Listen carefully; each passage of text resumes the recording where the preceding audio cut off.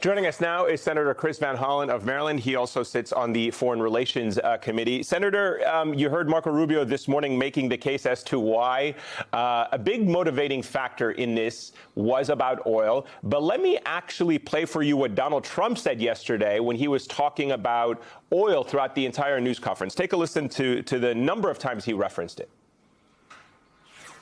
The oil business in Venezuela, oil companies, the biggest anywhere in the world, the oil infrastructure. Venezuela unilaterally seized and sold American oil industry, massive oil, Venezuelan oil, to rebuild the oil infrastructure, the oil companies. We're going to get the oil flowing the way it should be. They stole our oil. Oil is very dangerous. We're in the oil business. We'll be selling oil. We'll be selling large amounts of oil. We'll have the greatest oil companies in the world.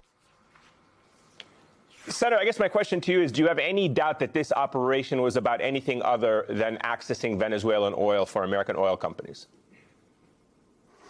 None whatsoever. This is all about oil. We all remember, Donald Trump first claiming that he was against the war in Iraq from the beginning, which wasn't true. But what he did say about the war in Iraq was, you know what, we should have at least grabbed their oil. This is all about Venezuelan oil. Donald Trump doesn't give a damn about free and fair elections in Venezuela. He doesn't care about the Venezuelan people. All you have to do is read their national security strategy, and they threw all of that overboard.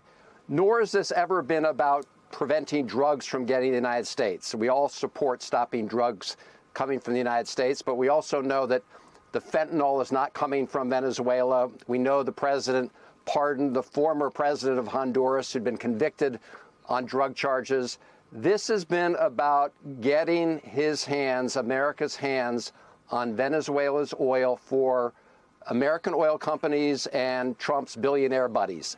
That's what it's about, just as the rest of his foreign policy is really organized about delivering for himself, his family, and his billionaire buddies.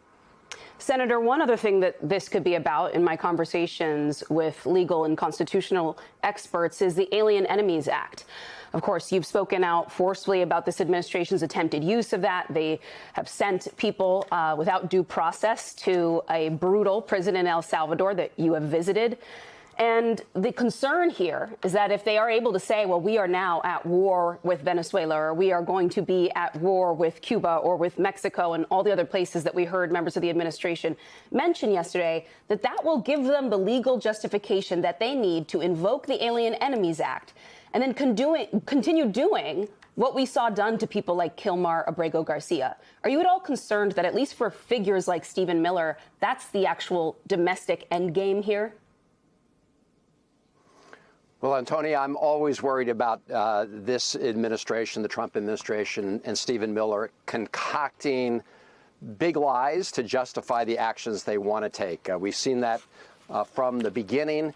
Of course, they flirted with the idea of applying the Alien Enemies Act early on. The courts have made it clear that they didn't really believe that was a plausible argument. The DNI, I mean, the National Intelligence Director, they said early on that there was no issue of like a Venezuelan invasion through alien enemies. So they may try that. That will again be an issue for the courts. But look, there's no end to the lies that this administration tells the American people to try to justify what they're doing. Just as this whole issue of interdicting drugs has been a cover story for the real story, which is getting their hands on Venezuela's oil for the oil companies here in the United States. What do you make, Senator, about the ambiguity and the confusion right now that the United States has left in Venezuela about who's running that country? We've been trying to kind of ascertain over the past 24 hours as to who's in charge. Obviously, right now in Venezuela, the vice president, according to the National Assembly and their constitution, will assume power on a temporary basis. But it didn't seem that the United States had a very clear idea of who was going to be in charge and whether or not it makes sense that you just remove Maduro but keep the entire regime still intact if you are concerned about the well-being of Venezuelans and the millions of Venezuelans who they claim are oppressed under Nicolas Maduro and his regime? Well, look, the president doesn't care about the Venezuelan people.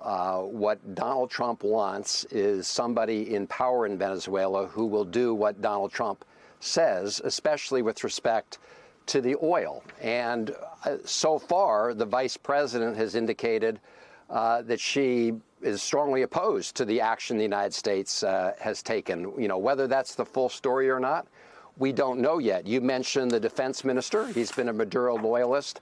The interior minister has been a Maduro loyalist.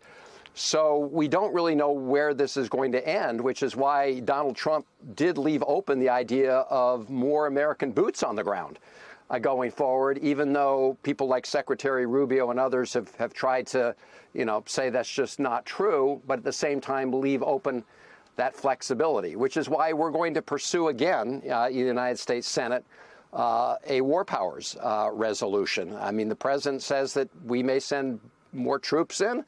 We need to have Congress vote on that.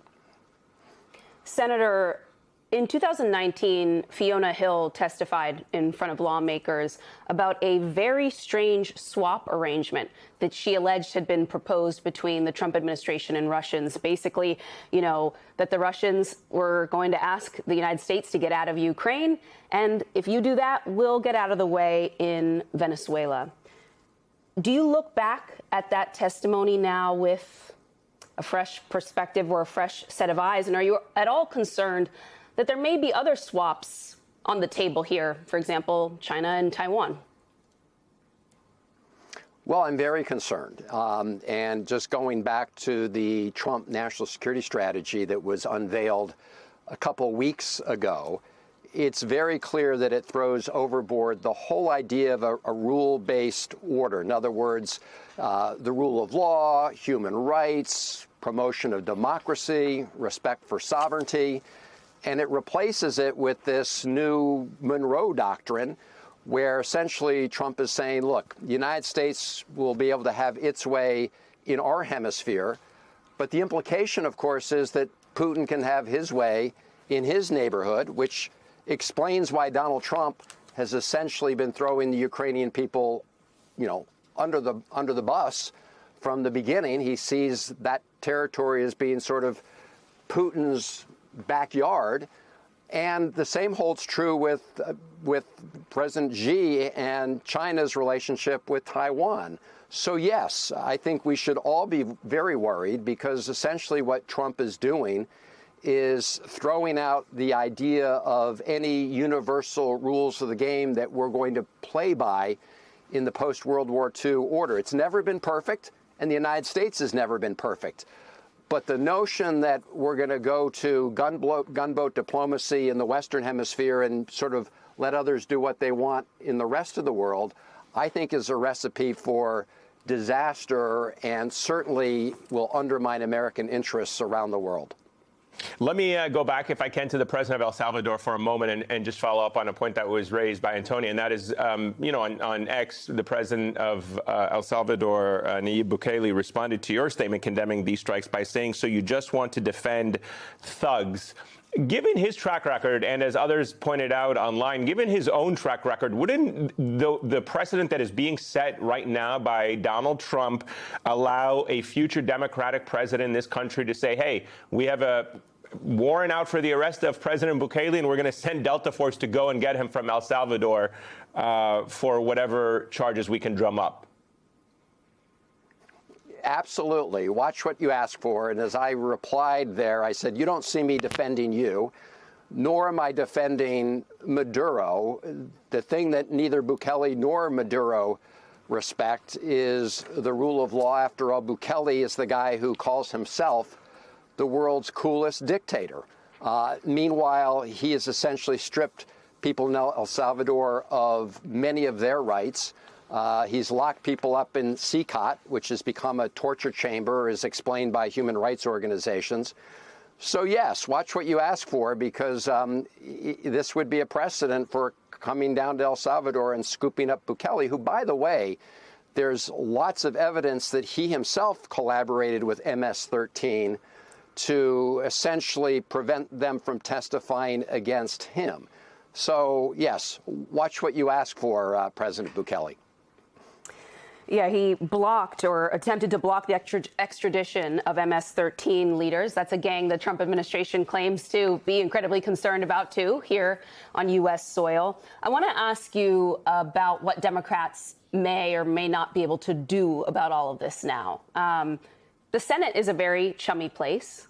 A lot of Democratic senators have had good, communicative relationships with Marco Rubio in the past.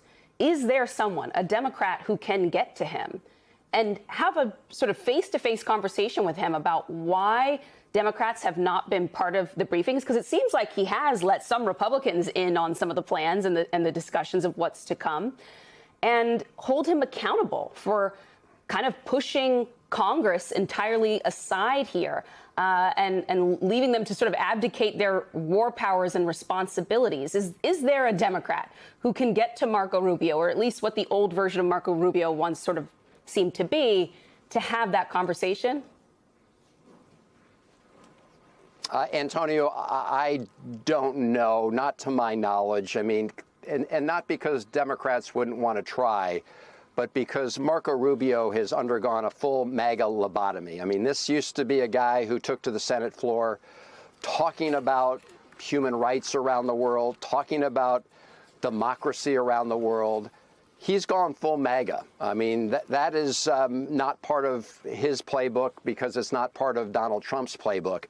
We should be pushing and we should be getting hearings. I mean, it is a total abdication of Republicans' constitutional duties as a separate branch of government in the Congress to not even